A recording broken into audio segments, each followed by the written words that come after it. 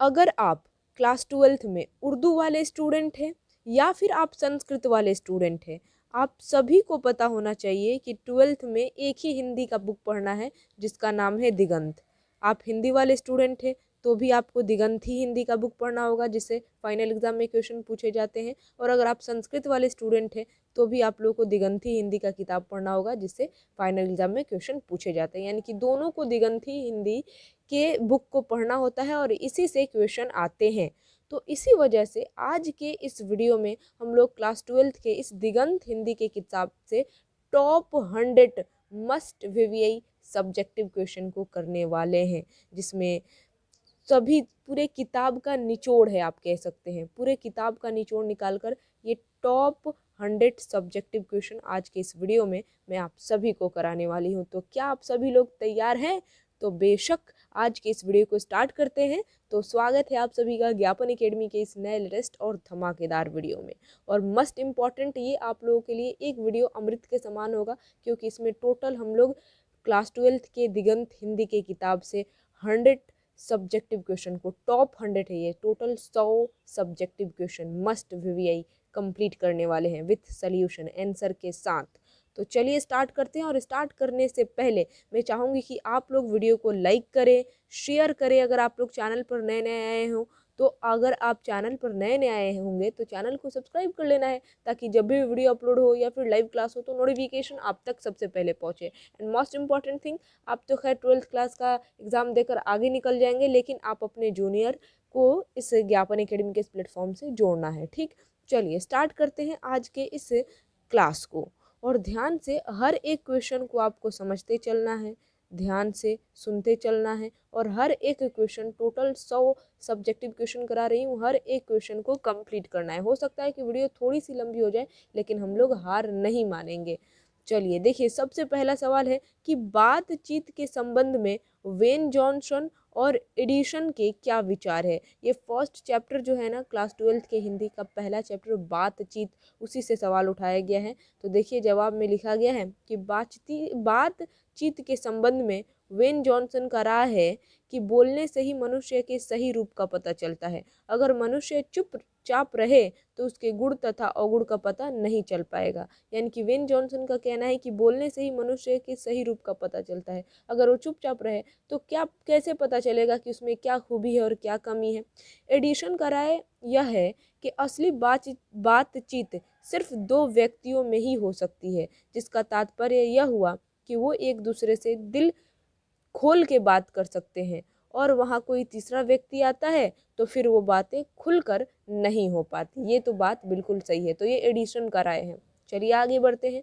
दूसरा सवाल है कि मनुष्य की बातचीत का उत्तम तरीका क्या हो सकता है। इसके द्वारा वह कैसे अपने लिए सर्वथा नवीन संसार की रचना कर सकता है, एक नया संसार की रचना कर सकता है।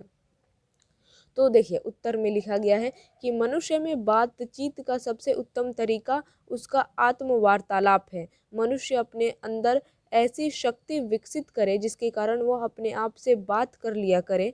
आत्मवार्तालाप इसीलिए ज़रूरी है ताकि क्रोध पर नियंत्रण किया जा सके, जिससे दूसरे को कष्ट न पहुँचे, क्योंकि हमारी भीतर की मनोवृत्ति नए रंग दिखाया करती है, वो हमेशा बदलती रहती है। इंसान को चाहिए कि वो अपने जिह्वा पर काबू रखे तथा अपने मधुर वाणी से दूसरों को प्रसन्न करे। ऐसा करने से किसी से न तो कटुता रहेगी और न ही किसी से बैर। इससे दुनिया खूबसूरत हो जाएगी। और यही बातचीत का उत्तम तरीका है। क्या है उत्तम तरीका? खुद से बातें करना, आत्मवार्तालाप करना। आगे बढ़ते हैं। अगला सवाल, तीसरा क्वेश्चन है कि उसने कहा था कहानी का केंद्रीय भाव क्या है, वर्णन करें। तो उसने कहा था कहानी में लेखक ने लहना सिंह के निश्चल प्रेम को दर्शाया गया है। ऑफकोर्स बहुत ही ज़बरदस्त तरीके से ये मैं आप सभी को हर एक चैप्टर क्लास 12th का कंप्लीट कराई थी। और ये उसने कहा था जो कहानी है ना, इसको तो भाई मैं तो बहुत ही ज़बरदस्त तरीके से कहानी बताई थी। आई होप आपने चैप्टर पढ़ा होगा। तो उसने कहा था कहानी में लेखक ने लहना सिंह के निश्चल प्रेम को दर्शाया है। लहना सिंह ने उस लड़की से बचपन में कई बार एक ही बात पूछा, तेरी कुड़माई हो गई क्या, तेरी कुड़माई हो गई क्या, और लड़की धत कहकर दौड़कर भाग जाती थी। इससे यह साफ प्रतीत होता है कि लहना सिंह के दिल में उस लड़की के लिए प्रेम था, और वह प्रेम निश्चल इसलिए था क्योंकि लहना सिंह ने उस लड़की द्वारा दिए गए वचन को अपना वचन समझकर निभाया और अपना प्राण तक की आहुति दे दी, यानी कि वहाँ पर उसकी जान भी चली जाती है, उसकी मौत भी हो जाती है।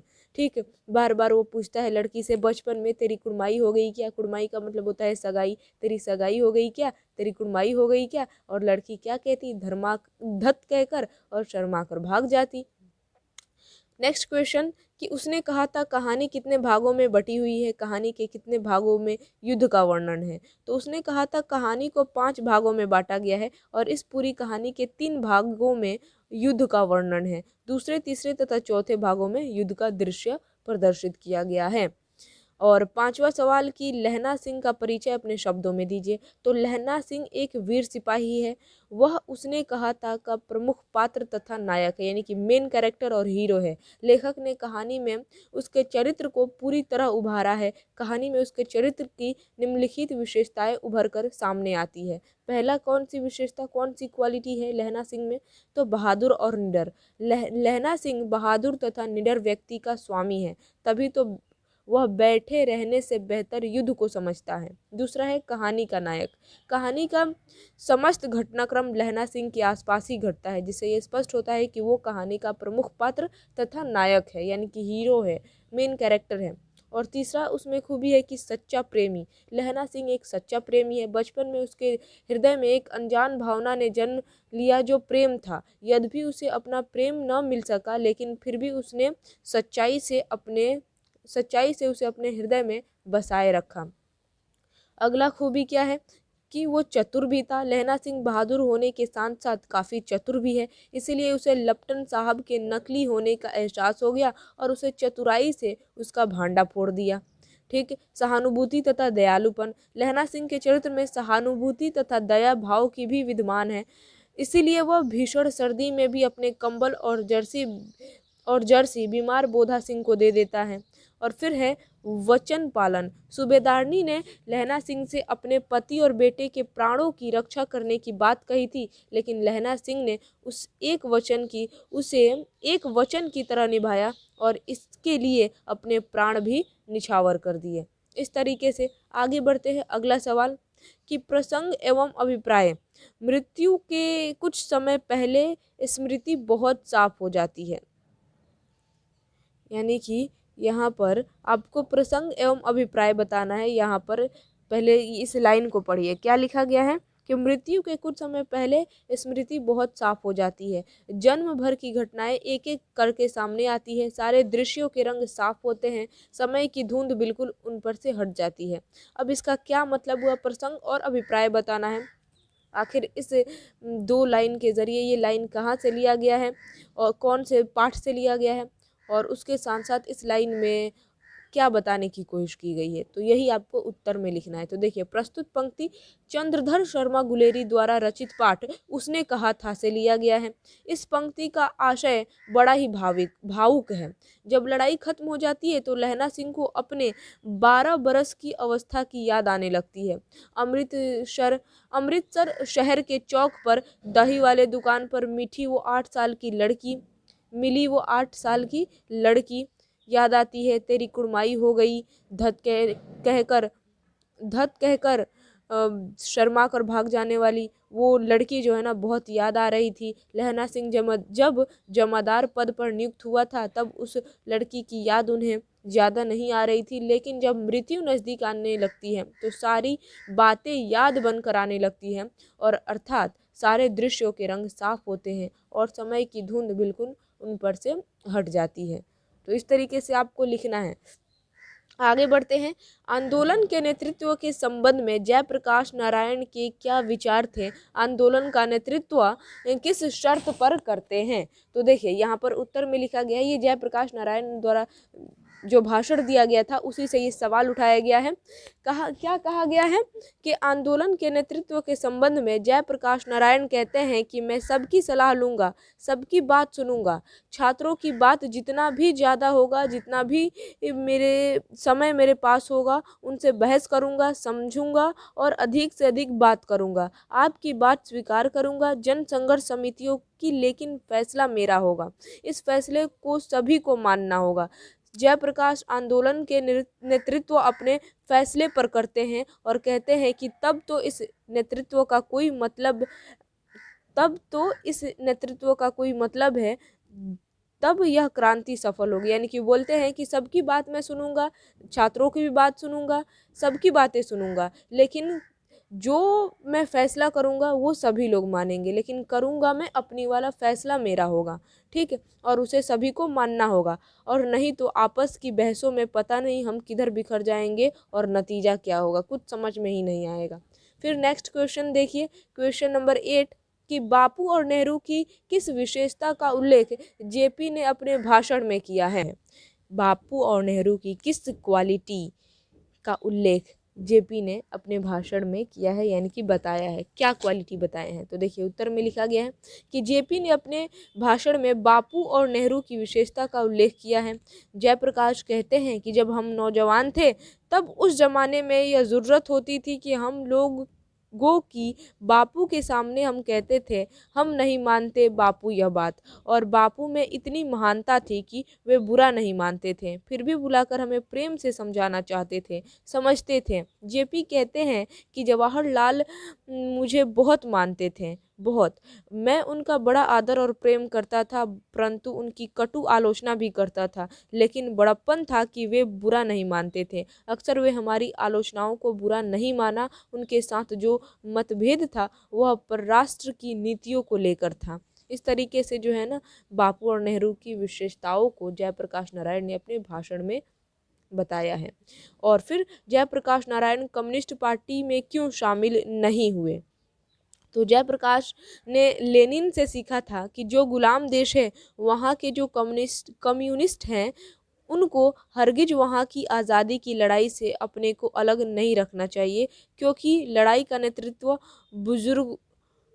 बुजुर्गों के हाथ में होता है, बुजुओं वर्ग के हाथ में होता है, पूंजीपतियों के हाथ में होता है। अतः कम्युनिस्ट को अलग नहीं रहना चाहिए, अपनों के यहाँ पर अपने को आइसोलेट नहीं करना चाहिए। जयप्रकाश देश की आज़ादी के खातिर कांग्रेस में शामिल हुए, क्योंकि कांग्रेस देश का नेतृत्व कर नहीं थी। यहाँ पर जो है ना, जयप्रकाश नारायण कम्युनिस्ट पार्टी में शामिल नहीं होते हैं, वो कांग्रेस पार्टी में शामिल होते हैं। और वही यहाँ पर कहा गया है कि आज़ादी की खातिर कांग्रेस जो है ना, कांग्रेस में जयप्रकाश नारायण शामिल हुए। आगे बढ़ते हैं, अगला सवाल कि नारी की पराधीनता कब से आरंभ हुई। तो नारी की पराधीनता तब आरंभ हुई जब मानव जाति ने कृषि का आविष्कार किया, जिसके चलते नारी घर में और पुरुष बाहर रहने लगे। यहाँ से जिंदगी दो टुकड़ों में बट गई, घर का जीवन सीमित और बाहर का जीवन विस्तृत होता गया, जिससे छोटी जिंदगी बड़ी जिंदगी के अधिकाधिक अधीन हो गई, और नारी की पराधीनता का यह संक्षिप्त इतिहास है। ये तो है, यानी कि नारी और पुरुष और नारी ये दोनों पहले समान थे, और इनकी जो शक्ति थी आप कह सकते हैं वो भी समान थी, लेकिन जब कृषि का आविष्कार हुआ ना, तो नारियां घर में रहने लगी और जो पुरुष थे वो बाहर जाकर काम करते थे। तो इस तरीके से घर का जीवन घर में ही सीमित रह गया, औरतें जो है ना, नारियां वो घर में ही रहते रह गई, घर तक ही सीमित रह गया, और बाहर का जीवन विस्तृत होता चला गया पुरुषों के लिए। ठीक, प्रवृत्ति मार्ग और निवृत्ति मार्ग क्या है। तो प्रवृत्ति मार्ग को गृहस्थ जीवन की स्वीकृति का मार्ग है। दिनकर जी के अनुसार गृहस्थ जीवन में नारियों की मर्यादा बढ़ती है। जो पुरुष गृहस्थ जीवन को अच्छा मानते हैं उन्हें प्रवृत्ति मार्ग माना जाता है, और जो प्रवृत्ति मार्ग हुए उन्होंने नारियों को गले से लगाया, नारियों को सम्मान दिया। प्रवृत्ति मार्गी जीवन में आनंद चाहते थे, और नारी आनंद की खान है, वह ममता की प्रतिमूर्ति है, वह दया माया और सहिष्णु की भंडार है। और निवृत्ति मार्ग किसे कहते हैं? निवृत्ति मार्ग गृहस्थ जीवन को अस्वीकार करने वाला मार्ग है। यानी कि प्रवृत्ति मार्ग में क्या होता है कि गृहस्थ जीवन को स्वीकार किया जाता है, इसमें गृहस्थ जीवन जिया जाता है, लेकिन निवृत्ति मार्ग में गृहस्थ जीवन को अस्वीकार किया जाता है। गृहस्थ जीवन को अस्वीकार करना, नारी को अस्वीकार करना, निवृत्ति मार्ग से नारी की मान मर्यादा गिरती है। जो निवृत्ति मार्गी बने उन्हें जीवन के साथ नारी को भी अलग ढकेल दिया, क्योंकि वह उनके किसी काम की चीज़ नहीं थी। उनका विचार था कि नारी मोक्ष प्राप्ति में बाधक है। यही कारण था कि प्राचीन विश्व में जब वैयक्तिक मुक्ति की खोज मनुष्य के जीवन की सबसे बड़ी साधना मानी जाने लगी, तब झुंड के झुंड विवाहित लोग संन्यास लेने लगे और उनकी अभागिन पत्नियों के सिर पर जीवित वैधव्य का पहाड़ टूटने लगा। बुद्ध, महावीर, कबीर आदि सत महात्मा निवृत्ति मार्ग के समर्थक थे। ये हो गया। आगे बढ़ते हैं नेक्स्ट क्वेश्चन कि 3 बज गए, 4 बज गए, 11 बज गए, कहानी में घंटे की इन खड़कों के साथ साथ मालती की उपस्थिति है। घंटा बजने का मालती से क्या संबंध है आपको बताना है। तो बहुत ही ज़बरदस्त ये भी कहानी था। चलिए देखते हैं आखिर जवाब में, उत्तर में क्या लिखा गया है। लिखा गया है कि 3 बज गए, 4 बज गए, 11 बज गए, ऐसे लगता है कि मालती प्रत्येक घंटा गिनती रहती है। समय उसके लिए पहाड़ जैसा है। 1 घंटा बिताने पर उसे लगता है चलो 1 मनहूस घंटा तो बीता। घर में नौकर नहीं है तो बर्तन मांजने के लिए पानी चाहिए, जो रोज ही वक्त पर नहीं आता है। मालती के इस कथन में कितनी विवशता है। रोज ही होता है। आज शाम को 7 बजे आएगा। उस घर में बच्चे का रोना, उसके द्वारा प्रत्येक घंटा की गिनती करना, महेश्वर का सुबह शाम डिस्पेंसरी जाना, सब कुछ एक जैसा है। यह सब कुछ एक जैसा उसके ढर्रे पर चल रही नीरस उबाऊ जिंदगी का परिणाम है। वह घंटे गिनने को मजबूर है। जैसे ही उसका घंटा पार होता है, थोड़ी वह राहत महसूस करती है। यानी कि रात को जब 11 बज जाते हैं तब जाकर उसे राहत महसूस होता है, वो सोने के लिए जाती है। बाकी दिन भर वो लगातार काम करती रहती है। और उसके जो पति रहते हैं महेश्वर, वो पूरी कहानी तो आप लोग जानते हैं, गैंग्रीन का ऑपरेशन करके आए रहते हैं। अब देखिए यहाँ पर अगला सवाल वही है कि गैंग्रीन आखिर है क्या। तो गैंग्रीन एक खतरनाक रोग है, बीमारी है। पहाड़ियों पर रहने वाले व्यक्तियों के पैरों में कांटा चुभना आम बात है, परंतु कांटा चुभने के बाद बहुत दिनों तक छोड़ देने के बाद व्यक्ति का पांव जख्म का शक्ल इख्तियार कर लेता है, जिसका इलाज मात्र पांव का कटना ही है। कभी कभी तो इस रोग से पीड़ित रोगी की मृत्यु तक हो जाती है। सोचिए, एक कांटा चुभ जाने की वजह से। दोपहर में उस सूने आंगन में पैर रखते ही मुझे ऐसा जान पड़ा मानो उस पर किसी सांप की छाया मंडरा रही हो। यह कैसी सांप की छाया है, वर्णन कीजिए। लेखक बोलते हैं जब वो मालती के घर जाते हैं तो जब लेखक दोपहर के समय मालती के घर पहुंचा तो उसे ऐसा प्रतीत हुआ कि मानो वहाँ किसी सांप की छाया मंडरा रही हो। यह सांप की छाया उस घर में रहने वाले लोगों के बीच अपनेपन तथा प्रेम भाव का न होना था। वहाँ रहने वाला परिवार एक उब भरी, नीरस और निर्जीव जिंदगी जी रहा था। माँ को अपने इकलौते बेटे के चोट लगने या उसके गिरने से कोई पीड़ा नहीं होती है। इसी प्रकार एक पति को अपने कामकाज से इतनी भी फुर्सत नहीं है कि वह अपनी पत्नी के साथ कुछ समय बिता सके। इस कारण उसे एकाकी जीवन जीना पड़ता है। इस प्रकार यह शाप पति, पत्नी और बच्चे तीनों को ही भुगतना पड़ता है। नेक्स्ट क्वेश्चन है कि भगत सिंह की विद्यार्थियों से क्या अपेक्षाएं थी। तो भगत सिंह को विद्यार्थियों से बहुत सी अपेक्षाएं थी। वे चाहते हैं कि विद्यार्थी राजनीति तथा देश की परिस्थितियों का ज्ञान प्राप्त करें और उनके सुधार के उपाय सोचने की योग्यता पैदा करें। वे देश की सेवा में तन मन धन से जुट जाएं और अपने प्राण तक भी निछावर करने से पीछे ना हटे। ये भगत सिंह का विद्यार्थियों से अपेक्षाएं थी। और फिर नेक्स्ट क्वेश्चन है कि भगत सिंह ने अपनी फांसी के लिए किस समय की इच्छा व्यक्ति किस समय की इच्छा व्यक्त की, वे ऐसा समय क्यों चुनते हैं। यानी कि फांसी के लिए उन्होंने कौन सा समय चुना और वो समय क्यों चुने। तो भगत सिंह ने अपनी फांसी के लिए इच्छा व्यक्त करते हुए कहा, जब यह आंदोलन अपनी चरम सीमा पर पहुँचे तो हमें फांसी दे दी जाए। वे ऐसा समय इसलिए चुनते हैं क्योंकि वे नहीं चाहते कि यदि कोई सम्मानपूर्ण या उचित समझौता होना हो तो उन जैसे व्यक्तियों का मामला उसे कोई रुकावट उत्पन्न करे। इसी वजह से जो है भगत सिंह फांसी के लिए वो समय चुनते हैं कि जब आंदोलन चरम सीमा पर पहुंचे तब उनको फांसी दे दी जाए। अगला सवाल है कि विद्यार्थियों को राजनीति में भाग क्यों लेना चाहिए। तो विद्यार्थियों को राजनीति में भाग इसीलिए लेना चाहिए क्योंकि उन्हें ही कल देश की बागडोर अपने हाथों में लेनी है। अगर वे आज से ही राजनीति में भाग नहीं लेंगे तो आने वाले समय में देश की भली भांति नहीं संभाल पाएंगे, जिससे देश का विकास नहीं हो सकेगा। तो ऑफकोर्स विद्यार्थियों को राजनीति में थोड़ा बहुत भाग लेना चाहिए क्योंकि आगे चलकर उन्हें देश की बागडोर संभालनी है और जब तक उन्हें एक्सपीरियंस नहीं रहेगा तो वो देश विकास कैसे करेगा। धांगड़ शब्द का क्या अर्थ है बताइए।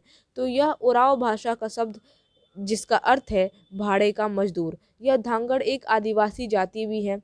इसको नील्हे अंग्रेज मजदूरी और नील की खेती करने हेतु 18वीं शताब्दी में दक्षिण बिहार के छोटा नागपुर पठार से यहाँ चंपारण में लाए थे। धांगड़ जाति आदिवासी जातियों ओराव, मुंडा, लोहार इत्यादि के वंशज है, पर ये अपने आप को आदिवासी मानने को तैयार नहीं है। धांगड़ जाति के व्यक्ति मिश्रित ओराव भाषा में ही बात करते हैं। निबंध के अनुसार धांगड़ का सामाजिक जीवन बेहद उल्लासपूर्ण है। इस जाति के नर नारी संध्या के समय मंद प्रकाश में सामूहिक नृत्यों का आयोजन भी करते हैं। यानी कि जब मंद प्रकाश होता है शाम को तो ये नृत्य यानी कि डांस भी करते हैं।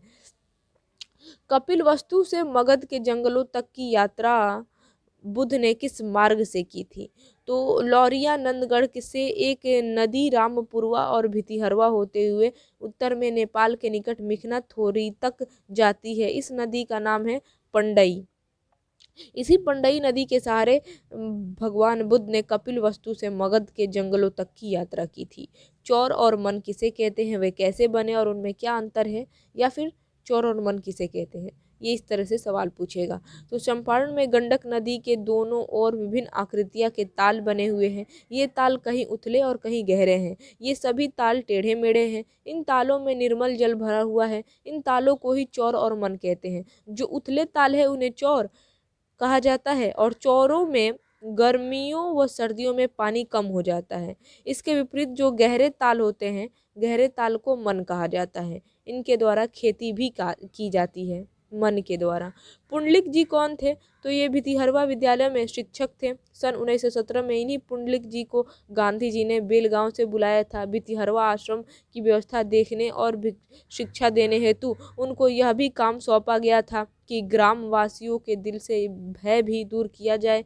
वे वहाँ 1 वर्ष रहे, फिर अंग्रेजी सरकार ने उन्हें जिले से निर्वासित कर दिया। लेकिन इतना समय बीत जाने पर भी 3 साल में अपने पुराने स्थान को देखने को आ जाया करते थे। उनके शिष्य भी मौजूद थे, वृद्ध हो चले थे, किंतु पुंडलिक का तेजस्वी व्यक्तित्व, बलिष्ठ शरीर, दबंग आवाज थी। उनका समर्पण भी पूरा था।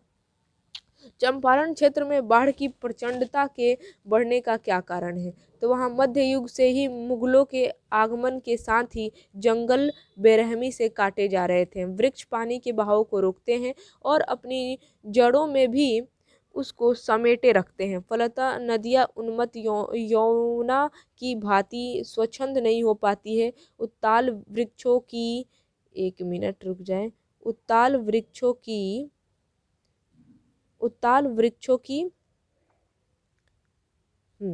उत्ताल वृक्ष नदी की धाराओं की गति को भी संतुलित करने की भी क्षमता रखते हैं। बाढ़ के कारण ही नदी का उफान जब उसमें समाया जल कगारों से बाहर बह उठता है, बाढ़ आ जाती है। पर जब बीच में अडिग गगनचुंबी वन खड़े हों तो उनको ललकारते हैं, आगे मत बढ़ना। यानी कि अगर पेड़ रहेगा तो ऑफकोर्स बाढ़ नहीं आ सकेगा। आज चंपारण क्षेत्र वृक्ष विहीन हो गया है। फिर कौन रोके सदानीरा के प्रचंड उन्मुक्त आवेग को। अपनी शक्ति के गर्भ में डूबी मदोन्मत्त व सदानीरा निर्बाध गति से जिधर चाहती है उधर ही दौड़ जाती है और जल प्लावन का रूप बन जाती है। साथ ही उस ओर शासन का भी ध्यान नहीं गया है, यानी कि प्रशासन का भी ध्यान नहीं गया है। ऑफकोर्स उधर पेड़ लगाना चाहिए ताकि बाढ़ ना आए। नेक्स्ट क्वेश्चन कि बिश्नी मानक को लड़ाई में क्यों भेजती है। तो बिश्नी के घर की हालत बहुत ख़राब है, उसने अपने बेटे का ब्याह भी करना है, इसीलिए वो मानक को लड़ाई में भेजती है ताकि कुछ पैसा कमाए और पैसा कमाकर वो क्या करे, अपनी बहन का भी, क्योंकि बहन की भी शादी करनी है, उसके खुद की भी शादी करनी है। ठीक, इस तरीके से वो भेजती है। मानव स्वयं को वहशी, मानक जो है वो स्वयं को वहशी और जानवर से भी बढ़कर क्यों कहता है। तो सिपाही की माँ शीर्षक एकांकी में मानक एक फौजी है, वह बर्मा में हिंदुस्तानी फौज की ओर से जापानी सेना से युद्ध कर रहा है। मानक और दुश्मन सिपाही एक दूसरे को घायल करते हैं। मानक भागता हुआ अपनी माँ के पास आता है, दुश्मन सिपाही उसका पीछा करते हुए वहाँ पहुँच जाता है। मानक की माँ मानक को बचाना चाहती है, इस पर दुश्मन सिपाही मानक को वहशी और जानवर कहकर पुकारते हैं। मानक का पौरुष जग उठता है तो घायल अवस्था में भी वह खड़ा होकर सिपाही को मारने का प्रयास करता है और क्रोध की स्थिति में वह स्वयं को वहशी और जानवर से भी बढ़कर कहता है। मानक का ऐसा कहना अतिशयोक्ति नहीं है, समय और परिस्थिति के अनुसार उसका कहना यथार्थ है। दर्शकों की नज़र में मानक की उक्ति प्रभावकारी एवं आकर्षक है। दर्शक जो है ना पूरा ध्यान दे देते हैं आखिर मानक कर क्या रहा है। मानक और सिपाही एक दूसरे से को क्यों मारना चाहते हैं। मानक वर्मा की लड़ाई में भारत की ओर से अंग्रेजों के साथ लड़ने गया था और दूसरी ओर पेक्स जापानी थे। सेना एक दूसरे का दुश्मन है क्योंकि वे अपने अपने देश का प्रतिनिधित्व करते हैं। मानक और सिपाही अपने को एक दूसरे का दुश्मन समझते हैं, इसीलिए वे एक दूसरे को मारना चाहते थे। नहीं, फौजी वहाँ लड़ने के लिए हैं, वे भाग नहीं सकते। जो फौज छोड़कर भागता है उसे गोली मार दी जाती है। तो इसका प्रसंग आपको बताना है। तो यह वर्मा से आई लड़की फौज के नियमों के बारे में बता रही हैं। व्याख्या, जब मुन्नी बर्मा से आई लड़कियों से पूछती है कि फौजी युद्ध से भाग कर नहीं आ सकते, तब उनमें से एक लड़की कहती है कि फौजी वहाँ लड़ने के लिए गए हैं, वे वहाँ से भाग नहीं सकते। अगर कोई भागने की कोशिश भी करता है तो उसे गोली मार दी जाती है। यही बता दिया गया है कि आखिर ये किसने कहा है और क्यों कहा है। बिश्नी और मुन्नी को किसकी प्रतीक्षा है, वे डाकिये की राह क्यों देखती हैं। तो बिश्नी और मुन्नी को अपने घर के इकलौते बेटे मानक की प्रतीक्षा है, वे उसकी चिट्ठी आने के इंतजार में डाकिये की राह देखती रहती हैं। आचार्य रामचंद्र शुक्ल के काव्य आदर्श क्या थे, पाठ के आधार पर स्पष्ट कीजिए। तो आचार्य राम शुक्ल के काव्य सिद्धांत के आदर्श प्रबंध काव्य थे। और काव्य क्या है, प्रबंध काव्य क्या है, मुक्तक काव्य क्या है, ये आप लोगों को मैं चैप्टर पढ़ाई थी तो बताई थी, और बाकी आप इसका स्क्रीनशॉट ले सकते हैं। जिस तरीके से ये लिखा है ऑफकोर्स आप लिख सकते हैं। नेक्स्ट क्वेश्चन है कि घर पहुंचने पर लेखक को देख उनकी माँ क्यों रो पड़ी। तो जूठन शीर्षक आत्मकथा में लेखक ने एक प्रसंग का भी वर्णन किया है जो नहीं चाहते हुए भी उसने करना पड़ा, क्योंकि लेखक की माँ ने लेखक को उसके चचा के एक बैल की खाल उतारने में सहयोग के लिए पहली बार भेजा था। उनके चचा लेखक से छुरी हाथ में देकर बैल की खाल उतरवाने में सहयोग लेता था, साथ ही खाल का बोझा भी आधे रास्ते में उसके सर पर दे देता। गठरी का वजन लेखक के वजन से भारी होने के कारण उसे घर तक लाते लाते लेखक की टांग जवाब देने लगती और उसे लगता था कि वह गिर पड़ेगा। सर से लेकर पाँव तक गंदगी से भरा हुआ था, कपड़ों पर खून के धब्बे साफ दिखाई पड़ रहे थे, और इस हालत में घर पहुंचने पर उसकी माँ जो है ना रो पड़ी थी। चित्रकारी की किताब में लेखक ने कौन सा रंग सिद्धांत पढ़ा था। तो चित्रकारी की किताब में लेखक ने यह रंग सिद्धांत पढ़ा था कि सूख और भड़कीले रंग जो होते हैं ना, वो संवेदनाओं को बड़ी तेजी से उभारते हैं, उन्हें बड़ी तेजी से चरम बिंदु की ओर ले जाते हैं और उतनी ही तेजी से उन्हें ढाल की ओर खींचते हैं। रचे हुए यथार्थ और भोगे हुए यथार्थ में क्या संबंध है। भोगा हुआ यथार्थ एक दिया हुआ यथार्थ है। हर आदमी अपना अपना यथार्थ रचता है और उस रचे हुए यथार्थ का एक हिस्सा दूसरे को देता है। हर आदमी उस संसार को रचता है जिसमें वह जीता और भोगता है। रचने और भोगने का रिश्ता एक द्वंद्वात्मक रिश्ता है। ठीक है। एक होने से ही दूसरों का होना है, दोनों के जड़ें एक दूसरे में हैं और वहीं से वे अपना पोषण रस खींचते हैं और दोनों एक दूसरे को बनाते और मिटाते हैं, रचे हुए यथार्थ और भोगे हुए यथार्थ। धरती का क्षण से क्या आशय है?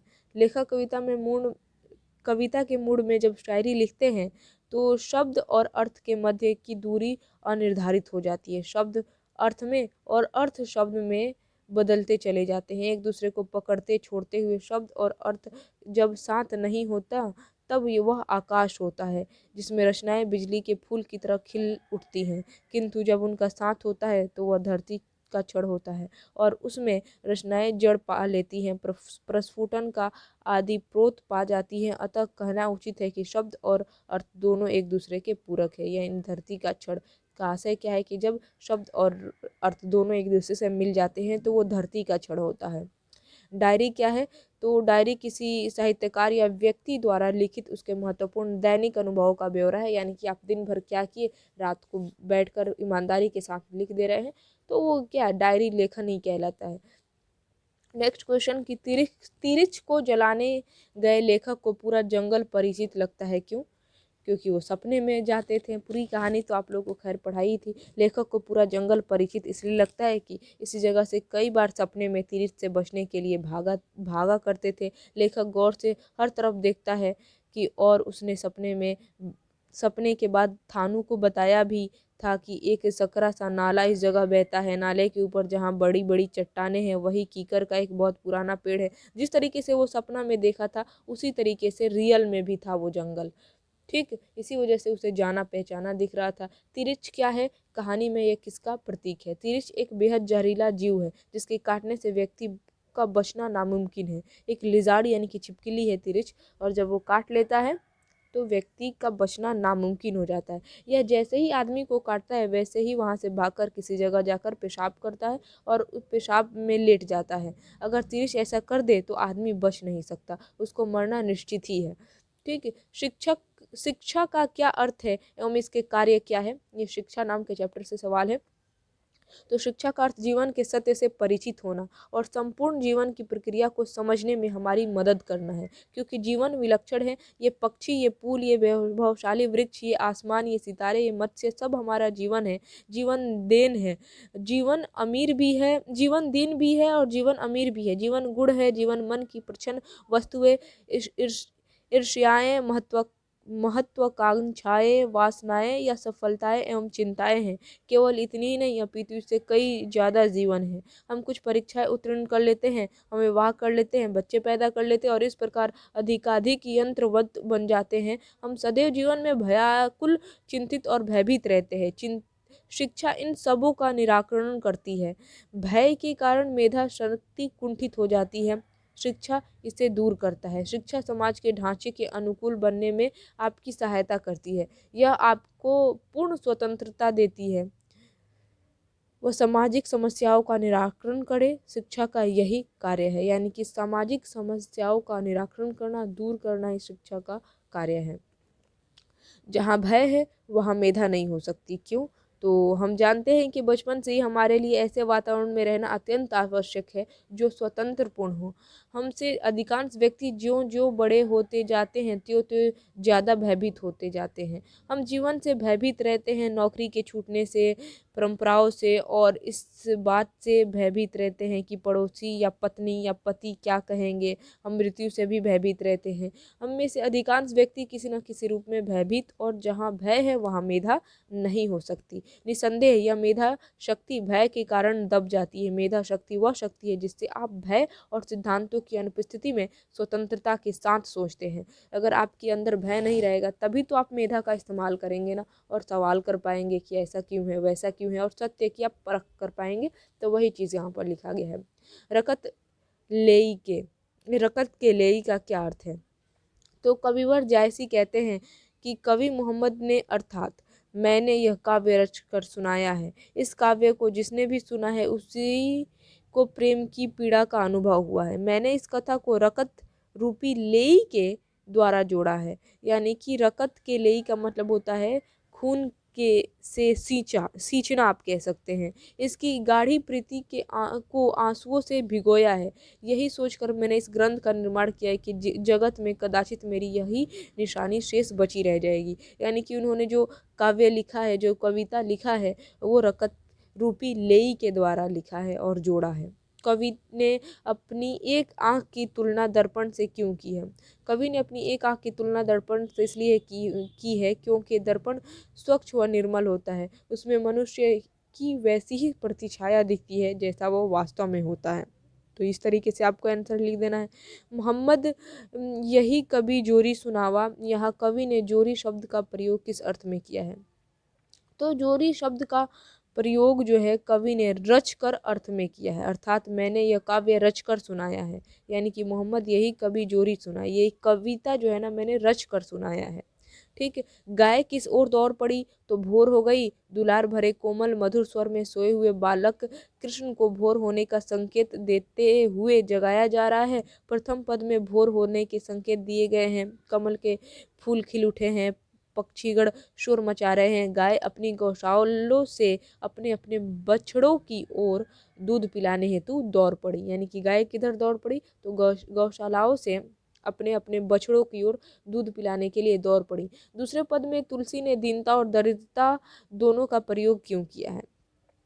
तो तुलसी जो है ना, वो देखिए, तुलसी का काल दुकाल था। चारों ओर दरिद्र, उद्यमहीनता, असहाय पसरी हुई थी और तुलसी उद्यम खोज नहीं पा रहे थे। यही कारण था कि उन्होंने परमात्मा से कहा कि आपके अतिरिक्त इस दीनता और दरिद्रता से कौन दूर ले जा सकता है। दीनता और दरिद्रता समानार्थी भी हैं और इनका अलग अलग अर्थ भी है। गरीबी और नाना कष्ट युक्त दीनता, अतः यह सब कुछ है, इसी से आपकी दया चाहिए।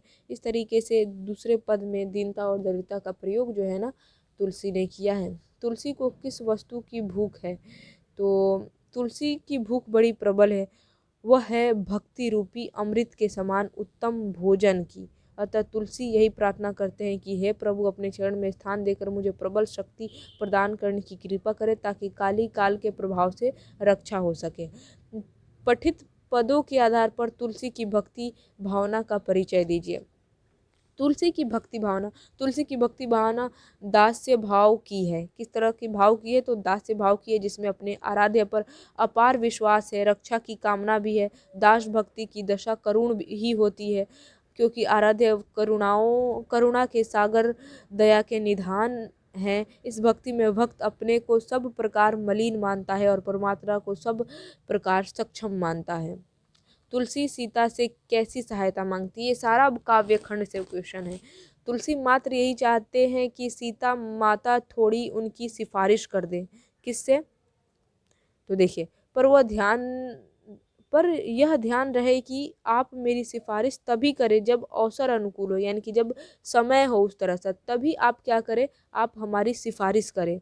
प्रभु किससे? श्री राम से। प्रभु श्री राम प्रसन्नचित हो और प्रायः अकेले हों, अच्छा अवसर मिले, तब जो है ना तुलसी चाहते हैं कि जो सीता माता हैं वो उनकी सिफारिश करें। तुलसी सीधे राम से न कहकर सीता से क्यों कहलवाना चाहते हैं? तो तुलसी सीधी बात राम से नहीं करना चाहते, क्योंकि उन्हें डर है कि उनके पापी आचरण पर प्रभु कुपित हो सकते हैं। इसी वजह से माता बड़ी सहृदय होती है, वह पुत्र के अनेक अवगुण सह लेती है। यानी कि इसी वजह से तुलसी वो क्या कहते हैं, सीता से कहते हैं कि आप जो है ना हमारी सिफारिश जो है ना कीजिए। किससे? प्रभु श्री राम से। क्योंकि अगर डायरेक्ट वो प्रभु श्री राम से जाकर कहते तो गुस्सा हो जाते। ठीक है।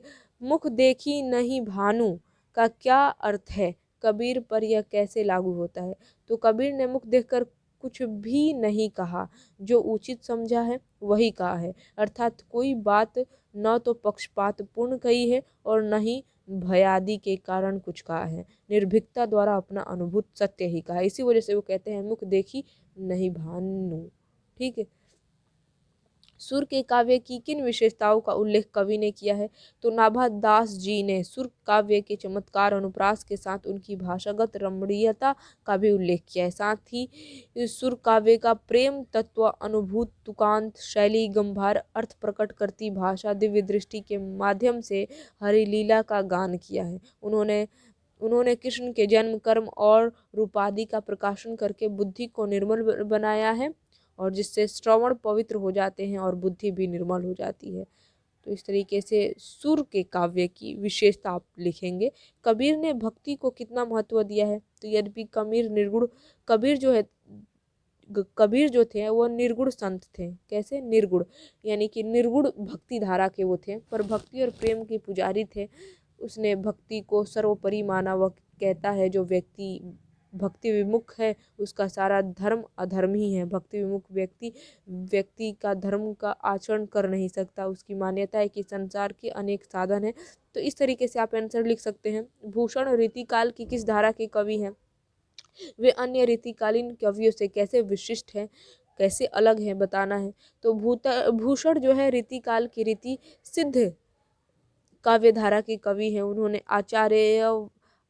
आचार्यत्व को महत्व नहीं दिया, स्वच्छंद काव्य रचना की, यानी कि उसको महत्व दिए थे। रीतिकाल की प्रमुख प्रवृत्तियां हैं श्रृंगार वर्णन और आचार्यवत। भूषण इन दोनों ही प्रवृत्तियों से दूर रहे। रीति काव्य में राष्ट्रीय चेतना का अभाव भी रहा है। मात्र बिहारी का एक दोहा मिलता है, स्वार्थ सुकुतन न श्रम वृथा देखी विहंग विचारी, बाज पराए पानी पर तू पच्छिन न मार। ये जो है ना, यहाँ पर क्या किया गया है, पंक्ति दे दिया गया है किसका? तो भूषण का, उनका, क्योंकि वो बाकी कवियों से किस तरीके से अलग है। तो कुछ तो उनकी क्वालिटी बताकर और उनका जो काव्य है, उनकी जो लिखी हुई कविता है, पंक्ति है, उसको लिखकर आपको बताना होगा। शिवाजी की तुलना भूषण ने किन किन से की है? तो भूषण ने शिवाजी की तुलना सर्वप्रथम इंद्र से की है, फिर बड़वग्नि से की है, रघुकुल राजा राम तथा पवन और शिव से भी की है। तो इस तरीके से आप लिखेंगे। छत्रसाल की तलवार कैसी है? तो छत्रसाल की तलवार तीक्ष्ण, छत्रसाल की जो तलवार है, छत्रसाल की तीक्ष्ण धार वाली चमचमाती तलवार जब म्यान से निकलती थी तो वह प्रलय के सूर्य की तीव्र किरण के समान प्रतीत होती थी। तो इस तरीके से आप एकदम जबरदस्त तरीके से, कितने खतरनाक वर्ड का यूज करके यहाँ पर लिखा गया। छत्रसाल की तलवार कैसी थी? तो तीक्ष्ण धार वाली चमचमाती तलवार जब म्यान से निकलती थी तो वह प्रलय के सूर्य की तीव्र किरण के समान प्रतीत होती थी। कविता का केंद्रीय भाव क्या है? संक्षेप में लिखिए। संसार में कलह, प्रताड़ना, अमंगल, भाग दौड़, छल कपट आदि चारों ओर व्यापत है। व्यक्ति उन्हें फंसा छटपटा रहा है। मन बड़ा चंचल है, वह माया मोह में फंसकर उसको भ्रमित करता रहता है और उसके चारों ओर पीड़ाओं का संसार बुनता रहता है। यह स्थिति अत्यधिक दुखद है, अतः कवि चाहता है कि मानव को इससे मुक्ति प्राप्त हो सके। इसका एक ही उपाय है, हृदय या आत्मा का सम्मान, उसकी बात मानना, उसके अनुसार चलना। वह श्रद्धा हृदय को महत्व देता है, जो एक आस्थापूर्ण विश्वसमयी और आस्तिक बुद्धि का प्रतीक है, और उस आधार पर ही कल्याण संभव हो सकता है। सजल जलजात का क्या अर्थ है? तो सजल जल सहित, जलजात जल में उत्पन्न होने वाला, अर्थात जल में खिला सुंदर कमल है। यहाँ उसका प्रतीकार्थ भी ग्रहण किया गया है। मार्मिक जीवन की मार्मिक क्षणों में सदा कमल सदृश लिखने वाला व्यक्ति, यानी कि यहाँ पर सजल जलजात का मतलब क्या है? जल में खिला सुंदर कमल। कविता में उषा की किस भूमिका का उल्लेख है? तो जब मन विचार विषाद में डूबा हो, मैं उषा की ज्योति रेखा बन जाती हूँ। वह ऐसी होती है मानो प्रकाश की किरणें। उषा की प्रातःकालीन ज्योति जो घुटन भरी जिंदगी में आशा का नवसंचार करती है। और फिर नेक्स्ट क्वेश्चन की बरसात को सरस कहने का क्या अभिप्राय है? जल रस है, वह रस ही की सृष्टि करता है। यदि वर्षा ना हो तो फल फूल का रस भी शुष्क हो जाता है। जल वर्षा कर वृक्ष, पौधे, फूल, पत्ती, झाड़ी, सब जितने भी फल है, सब में रस का संचार कर देता है। इसी वजह से आप कह सकते हैं कि बरसात को सरस कहा गया है। सरस कहने का यही अभिप्राय है। ग्रीष्म के भीषण ताप से धरती प्यासी हो उठती है और बूंदों के लिए तरसती रहती है। जल वर्षा सारी धरती आनंद विभोर हो उठी, पुलकायमान हो उठी, नौ नौ अंकुर फूट पड़े। यही उसके पुलक के प्रतीत है। यही कारण है कि बरसात को रस भरी या सरस कहा गया है। बरसात को सरस कहा गया है। कवित्री स्वयं को असहाय और विवश क्यों कहती हैं? तो पुत्र माता का सहारा होता है, यानी कि जो बेटा होता है वो माँ का सहारा होता है, उसका आश्रय स्थल होता है, बुढ़ापे की लाठी होता है। असमय वह चला गया, यानी कि उसकी मौत हो गई, और इसी वजह से कवित्री जो है ना अपने आप को असहाय और विवश कह रही हैं। और बाकी जिस तरीके से ये लिखा है आप लिख सकते हैं, कोई दिक्कत नहीं है। कवित्री का खिलौना क्या है? तो कवित्री का खिलौना उसका लाल ही है जो खो गया है, अब वह नहीं मिल सकता, यानी कि उसका बेटा, उसका पुत्र है। पुत्र को छोड़ना कहने में क्या भाव छुपा है, इसे उद्घाटित करें। तो छोड़ना हिरक शावक होता है, वह कोमल, सुंदर और चंचल होता है। माताएं अत्यधिक प्यार में अपने पुत्र को छोड़ना ही कहती हैं। इस तरीके से आप आंसर लिख सकते हैं। प्रातः नभ की तुलना बहुत नील शंख से क्यों की गई है? तो नभ नीला होता है और साथ ही उसका समूचा भाग नहीं दिखाई देता एक नज़र में। उसका जो भी भाग दिखाई देता है वह ऐसा आभासित होता है मानो नीला शंख हो। शंख ध्वनि उत्पन्न करता है। प्रातःकालीन नभ भी मधुर होता है, वहाँ वायु, पक्षी आदि ध्वनियाँ होती है, रात्रि की शांति टूट जाती है। यह सदृश्य स्वाभाविक प्रभावी है। इसी वजह से नभ की तुलना जो है ना नीले शंख से की गई है।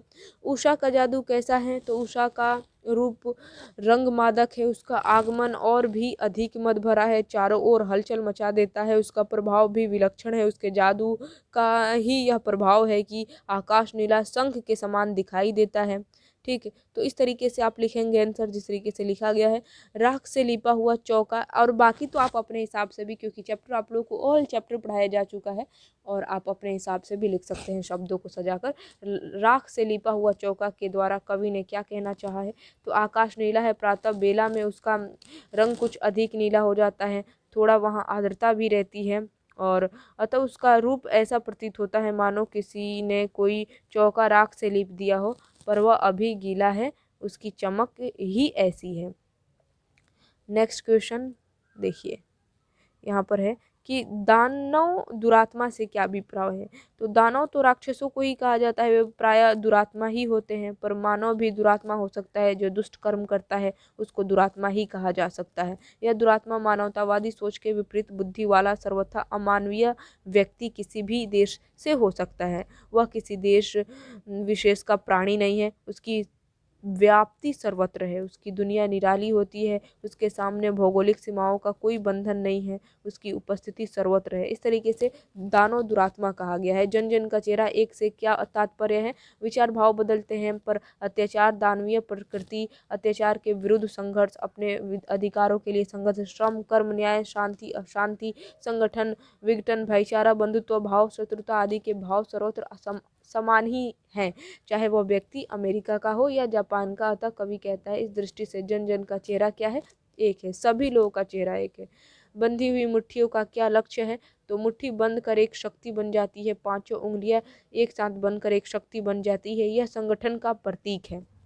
और संगठन में विलक्षण शक्ति होती है। किसी भी परिस्थिति में किसी भी संघर्ष से संगठन मार्ग निकालकर विपरीत हालातों को भी अनुकूल बनाया जा सकता है, असंभव काम को भी संभव बनाया जा सकता है। चलिए इस तरीके से आप लिख सकते हैं। अगले सवाल को बढ़ते हैं। डरा हुआ मन बेमन जिसका बाजा रोज बजाता है, यह बेमन का क्या अर्थ है? तो सत्ताधारी अधिनायक यही चाहता है कि सारी जनता उसका गुणगान करे, उसके गीत गाए, पर यह संभव नहीं, क्योंकि मन उसके गीत उसी के गीत गाता है जो प्रिय होता है, यहाँ महान होता है। पर आज की स्थितियों से सत्ताधारी वर्ग के गीत जनता को ही गाने पड़ते हैं। यह हम कायर हैं, निर्बोध हैं, पर ये गीत मन से नहीं गाए जाते तो बेमन से ही गाए जाते हैं, क्योंकि यह गीत दबाव अथवा भय के कारण ही गाए जाते हैं। तो डरा हुआ बेमन ही उसकी प्रशंसा करता है, यानी कि डरा हुआ बेमन जिसका बाजा रोज बजाता है, यानी कि गाने का मन हो, अब जबरदस्ती गाना गवाया जाएगा तो फिर वही होगा। हरचरणा अधिनायक के गुण क्यों गाता है? उसके डर के क्या कारण है? तो सत्ता शक्ति संपन्न होती है, उसके पास शोषण, उत्पीड़न, अन्याय का विलक्षण हथियार होता है, वह उसका कहीं भी कभी भी प्रयोग कर सकती है, उसकी रोक किसी के भी पास नहीं है। दूसरा रुपया है कि उसकी असीमित शक्तियाँ जो किसी को भी बना सकती है। किसी को भी बिगाड़ सकती है। एक ओर भय भी है, दूसरी ओर लालच, शायद खुशामद से कुछ प्राप्त हो सके। इस यही स्थिति व्यक्ति को यह प्रेरणा देती है कि वह अधिनायक के गुणगान करे, यानी कि हरचरणा इसी वजह से अधिनायक के गुण गाता है। हरचरणा कौन है, उसकी पहचान करें। कवि अधिनायक में हरचरणा एक आदमी है जिसकी स्थिति स्वतंत्रता प्राप्ति के बाद बड़ी दयनीय हो गई है। वह फटा सुथन्ना पहने राष्ट्र गीत गा रहा है। उसकी इस दुरावस्था का उत्तरदायी वही अधिनायक है जिसने ऐसी स्थितियां उत्पन्न कर दी है। आज हरचरणा जैसा आदमी फटे हाल में है, उसकी स्थिति हो सकती है यह अनुमान ही विषय है। अधिनायक कौन है बताइए। तो अधिनायक सत्ताधारी वर्ग को माना गया है। उसकी पहचान भी बताई गई है। वह मखमल पहनता है, पगड़ी छत्र धारण करता है, उसके सिर पर चंवर डुलाया जाता है। वह तोप छुड़वाकर, ढोल बजवाकर अपनी जय जयकार कराता है और निरीह जन को करना ही पड़ता है। यह बात सही है, उसके कारण ही जनता की यह हालत हो गई है, फिर भी वह उसका सम्मान करेगी ही। यह व्यवस्था है, जनता की व्यवस्था है, अधिनायक का बात मानना ही पड़ेगा। लेकिन हरचरणा क्या है, ये फटे हुए कपड़े पहनता है। मेहनतकश आदमी और दबी सताई बोझ उठाने वाली औरत में कवि द्वारा लोहे की खोज का आशय क्या है। तो लोहा मजबूत, दृढ़, उपयोगी है। यही स्थिति मेहनतकश की है। वह भी मजबूत है, दृढ़ है, उपयोगी है। यदि वह लोहे जैसा नहीं होता तो इतना अत्याचार शोषण भोग कर मर नहीं गया होता। इस तरीके से आप आंसर लिख सकते हैं। लोहा क्या है, इसकी खोज क्यों की जा रही है। लोहा कर्म का प्रतीक है। यही कारण है कि यह वही है जहाँ आदमी मेहनत करता है, निर्माण करता है। गरीब मजदूर शोषित के जीवन के आधार है, इस उसका हथियार है। यह घर गृहस्थ की शोभा है, बाहर कर्म का प्रतीक है, क्योंकि यह सर्वत्र है, क्षेत्र में है और जीवन तथा समाज से घुला मिला रहता है। इस तरीके से आप चाहें तो आंसर लिख सकते हैं, बाकी अपने हिसाब से। बिटिया कहाँ कहाँ लोहा पहचान पाती है। तो उसने बताया कि चिमटा, करछुल, सिंगड़ी, सुरसी, दरवाजे के सांकल, कब्जे, खीला, इतना कहकर वह फिर भी बताती है कि यह लोहा उस तार में भी है जिस पर भैया की गीली चड्ढी सूख रही है, तथा सेफ्टी पिन में साइकिल की धुरी में भी है। तो हर जगह लोहा है। बूढ़ा मशक किस जिम्मेदारी से मुक्त है, सोचिए। और अगर ये जिम्मेदारी उसे मिलती तो क्या होता। तो उस पर मात्र सड़क सींचने की जिम्मेदारी है बूढ़ा मशक को। सत्य बोलने की जिम्मेदारी से वह मुक्त है। वह फिर भी सच ही बोल रहा है, पर यह उसकी जिम्मेदारी नहीं है, यह उसकी अंतरात्मा की पुकार है। सड़कों को क्यों सींचा जा रहा है। यह हमारे यहाँ की अति प्राचीन परंपरा है, पर यहाँ छिड़काव इस कारण हो रहा है कि सत्ताधारी शरीर पर धूली के कारण न चिपक जाए। यह धूली जो माथे पर चढ़ाई जाती है, शासक वर्ग उसकी उपेक्षा करता है, और काश यह वर्ग धूल से जुड़ा रहा होता तो यह तबाही शायद नहीं आती। वे भी मिट्टी से जुड़े होते और देश की मिट्टी को चादर और अबीर बनाकर माथे पर सजा रहे होते। आज ये घृणा से दूर भाग रहे हैं। नागरिक क्यों व्यस्त हैं। नगर में विजय पर्व मनाया जा रहा है, सारे नागरिक उसी में व्यस्त हैं। इस तरीके से आप आंसर लिख सकते हैं। बूढ़ा मशक क्या कहता है और क्यों कहता है। बूढ़ा मशक जो सड़कों को सींचते समय कह रहा है, हम एक बार फिर हार गए और गाजे बाजे के साथ जीत हार लौट नहीं रही। उसका यह कथन सार्थक है जब यही पता नहीं कि जीत किसकी हुई है, सेना की, कि शासक की अथवा नागरिकों की। साथ ही यह भी नहीं पता है कि कितनी सेना लौट रही है, कितनी मारी जा चुकी है। यह एक ध्वनि है, प्रजा को भरमाया जा रहा है। इस तरीके से बूढ़ा जो मशक वाला है वह कहता है ये सारी बातें। आप इस तरीके से आंसर लिख सकते हैं। गांव के घर की रीढ़ क्यों झुरझुराती है, इस झुरझुराहट का क्या कारण है। तो देखिए, इतना लंबा चौड़ा आंसर लिखा गया है कि गांव स्वर्ग माने जाते हैं। वहाँ का जीवन पवित्र, सौम्य, संस्कृति परिवेश से युक्त, मूल धारित होती है। पंच परमेश्वर अब सब चल बदल गया है, चकाचौंध के आलोक में गांव खो गया है। इस तरीके से पंच परमेश्वर से ये सवाल है, आप लिख सकते हैं। चलिए फटाफट आगे बढ़ते हैं कि कविता में किस शोक गीत की चर्चा है। तो गीत गाया जाता है, पर शोक गीत अनगाया अनसुना है, क्योंकि अब वह होरी गाई जाती है। चैता बिरहा अल्हा भी गूंगे हो गए हैं। यह जन्मभूमि लोकगीतों की है, पर यहाँ अब भटकता है। और एक मौन शोक गीत, अर्थात उनके साथ जो ताजगी, उल्लास, उन्माद और मस्ती थी, अब वह सब कहाँ। चारों एक अनचाही उदासी, जब अब यहाँ गम पसरा हुआ है, मानो कोई शोक गीत गा रहा है, पर वह मौन ही गीत है, मौन गीत। सर्कस का प्रकाश बुलौआ किन कारणों से मरा होगा? तो सर्कस से एक सर्च लाइट फेंकी जाती है जो दूर तक दिखाई देती है। यह एक प्रकार का बुलबुला और आमंत्रण है सूचना की, सर्कस यहाँ है, जाओ आओ देखो मौज उड़ाओ। ठीक है, अब सर्कस बीती बात हो गई है, उसकी रसात्मकता अब भी मौजूद है, पर उसके स्थान पर अब आधुनिक मनोरंजन के अनेक साधन उभर आए हैं। सिनेमा हो गया, टीवी हो गया, अब सर्कस पहले के जैसा नहीं रहा। आवाज़ की रोशनी या रोशनी का आवाज़ का क्या अर्थ है? तो आवाज़ में विलक्षण शक्ति होती है। यदि वह सात्विक अंतकरण से फूटती है तो प्रकाश फैलती और रोशनी बांटती जाती है, बदलाव लाती है, अंधकार से उजाले की ओर ले जाती है। रोशनी की आवाज़ का तात्पर्य है अंधकार मिटाने, अन्याय मिटाने और अत्याचार ढहाने वाली रोशनी जो ससर्व चीखती रहती है। Art of conversation, art of conversation का मतलब है वार्तालाप की कला। आप कितने अच्छे तरीके से कन्वर्सेशन यानी कि वार्तालाप ले रहे हैं, बातचीत कर पा रहे हैं, इसी को क्या कहते हैं? आर्ट ऑफ कन्वर्सेशन कहते हैं। उसने कहा था कहानी में किसने किससे क्या कहा है? तो उसने कहा था कहानी में सूबेदारनी ने लहना सिंह से कहती है, जिस तरह उस समय उसने एक बार घोड़े की टांगों से उसकी रक्षा की थी, उसी प्रकार उसके पति और एकमात्र पुत्र की भी वो रक्षा करे।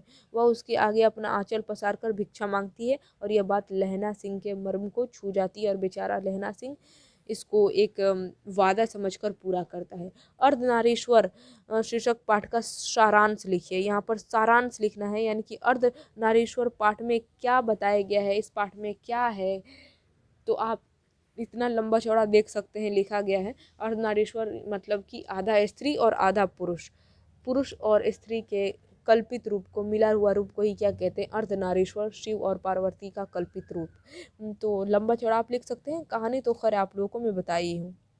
रविंद्रनाथ प्रसाद और प्रेमचंद के चिंतन से दिनकर क्यों असंतुष्ट है? तो रविंद्रनाथ, जयशंकर प्रसाद और प्रेमचंद के चिंतन नारियों के प्रति भिन्न रहे हैं। इन कवियों और रोमांटिक चिंतकों में नारी का जो रूप प्रकट हुआ है वह भी उसका अर्धनारीश्वरी रूप नहीं है। ये भी अर्धनारीश्वर चैप्टर से ही सवाल है। ठीक है, तो इस तरीके से, जिस तरीके से यहाँ पर आंसर लिखा गया, आप चाहे तो इस तरह लिख सकते हैं। बाकी चैप्टर तो आपको खैर पढ़ाया गया है। चातकी किसके लिए तरसती है? तो चातकी छोटी सी बूंद को तरसती है। प्रायः माना जाता है कि चातक मात्र स्वांति बूंद का ही पान करता है, अतः वह उस बूंद हेतु तरसती रहती है चातकी। लेखक और मालती के संबंध का परिचय पाठ के आधार पर दीजिए। तो लेखक मालती के दूर के रिश्ते का भाई है, यानी कि लेखक जो है ना मालती के दूर के रिश्ते का भाई, दूर के रिश्तेदार का भाई आप कह सकते हैं। किंतु लेखक का संबंध सख्य का ही रहा है और लेखक मालती के घर जाते हैं देखने के लिए। मालती बचपन में एक साथ इकट्ठे, लेखक और मालती जो है ना बचपन में एक साथ इकट्ठे खेले हैं, बड़े हैं, लड़े हैं, एक दूसरे को पीटे भी हैं। तो बचपन की यादें जो है ना खींच लाती है लेखक को मालती के घर। लेकिन जब लेखक मालती के घर जाता है तो उसे सब समझ में आता है कि मालती किस तरीके से अपने ससुराल में रहती है।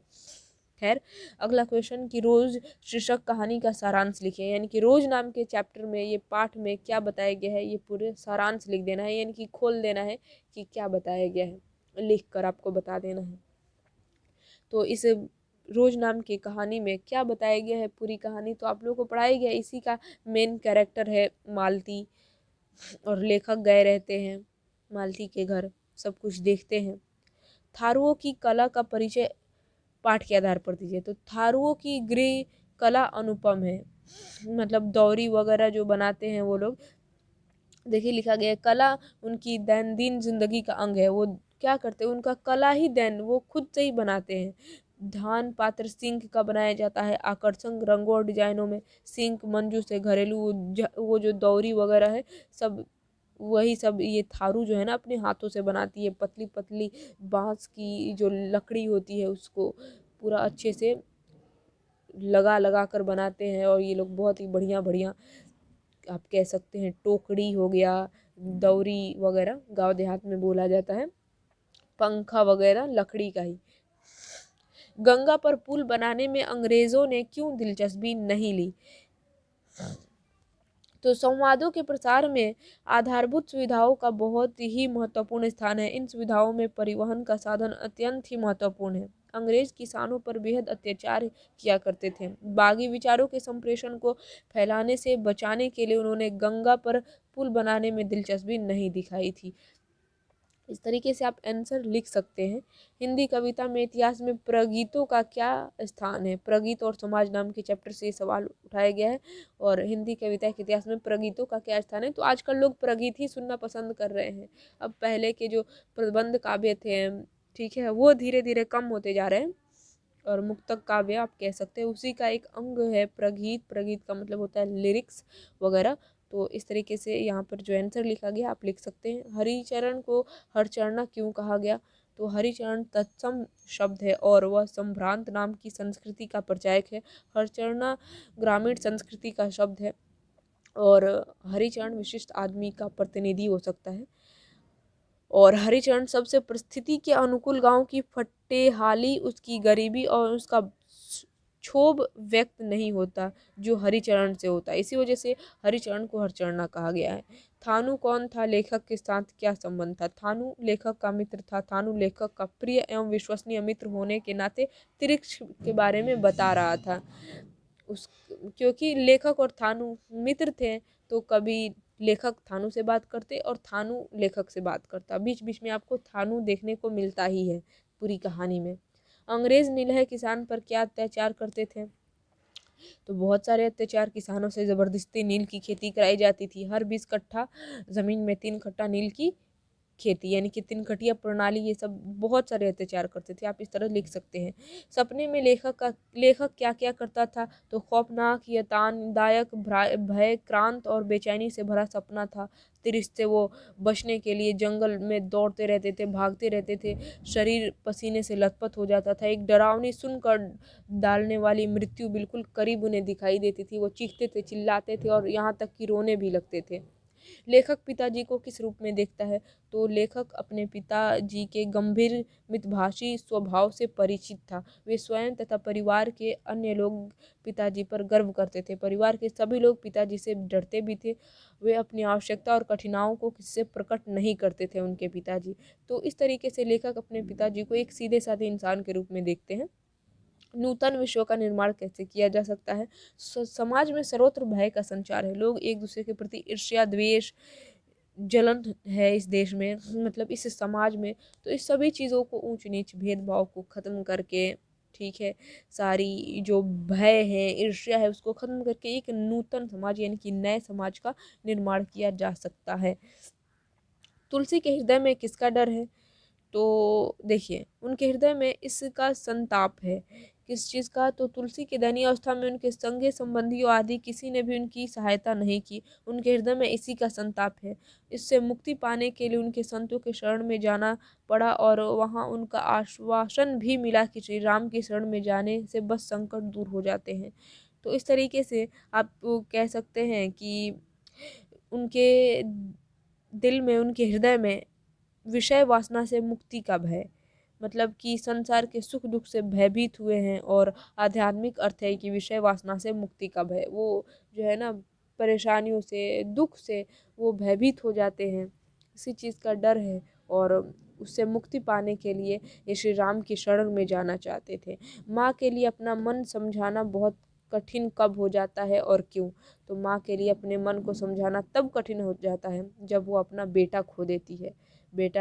बेटा माँ की अमूल्य धरोहर होता है, ठीक है, माँ की आंखों का तारा। और यही छीन जाए तो कितना दुख होगा, कितना कचोट होगा उसके हृदय में। वही बात यहाँ पर कहा गया है। नदियों की वेदना का क्या कारण है? तो नदियों की वेगवती धारा में जिंदगी की धारा के बहाव नजर आते हैं, यानी कि दिखाई देते हैं साफ साफ। कवि को उनके कल कल करते प्रवाह में वेदना की अनुभूति होती है। गंगा, इरावती अधिकारों के वेदना के गीत कवि होती है। और गंगा, इरावती, नील, अमेजन नदियों के धारा मानव मन की वेदना को प्रकट करती है, जो अपने मानवीय अधिकारों के लिए संघर्ष करती है, ठीक है। और जनता की पीड़ा तथा संघर्ष को जनता से जोड़ते हुए बहती हुई नदियों में वेदना के गीत कवि को सुनाई पड़ते हैं। इस तरीके से हो गया क्या, नदी की वेदना का कारण क्या है। अब लास्ट सवाल है कि पंच परमेश्वर के खो जाने को लेकर कवि चिंतित क्यों है। तो पंच परमेश्वर का अर्थ है पंच परमेश्वर का रूप, पंच परमेश्वर का रूप होता है, यानी कि पंच जो होता है ना, गांव का पंच, वो परमेश्वर का रूप होता है। इसी वजह से कहा गया है पंच परमेश्वर।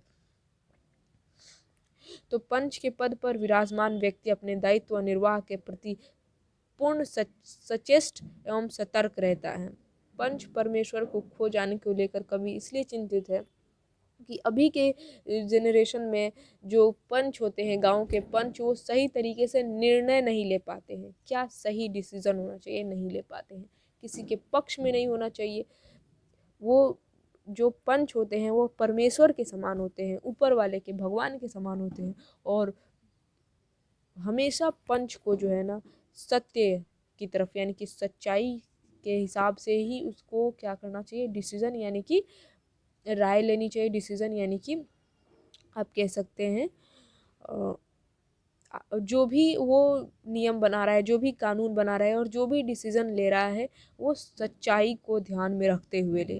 कवि यह देखकर खिन्न है कि आधुनिक पंचायती राज व्यवस्था में पंच परमेश्वर की सार्थकता विलुप्त हो गई है। एक प्रकार से अन्याय और अनैतिकता की व्यवस्था को निष्क्रिय कर दिया है, पंगु बना दिया गया है। पंच परमेश्वर शब्द अपनी सार्थकता को खो चुका है, यानी कि जो रियलिटी है पंच परमेश्वर को अभी के जनरेशन में जैसे होना चाहिए उस तरीके से अपने दायित्व को और अधिकारों को अभी के जो पंच है ना वो नहीं निभा पा रहे हैं, जबकि पंच परमेश्वर के समान होता है। तो इस तरीके से टोटल 100 सब्जेक्टिव क्वेश्चन हम लोग यहाँ पर कंप्लीट कर लिए हैं। सारा का सारा टॉप 100 सब्जेक्टिव क्वेश्चन था ये, टोटल 12th क्लास के हिंदी के किताब से। कैसा लग रहा है? अगर जो चीज़ें आप लोगों को आज के इस वीडियो में समझाई गई है, समझ में आया और टोटल 100 ऑब्जेक्टिव क्वेश्चन करके आप लोगों को एक तरह से हल्का फील हो रहा है, देन वीडियो को लाइक करें, शेयर करें और कमेंट बॉक्स में लिख कर बताएं। आज के इस वीडियो को हम लोग यहीं पर एंड करते हैं। किसी भी तरह का कोई भी डाउट है तो कमेंट बॉक्स में लिख कर पूछ लीजिएगा। इसी के साथ मैं आप सभी लोगों से विदा लेती हूँ। फिर मिलेंगे हम लोग अब डायरेक्ट इसके नेक्स्ट वीडियो में नेक्स्ट टॉपिक के साथ। तब तक के लिए जय हिंद और खुदा हाफिज़।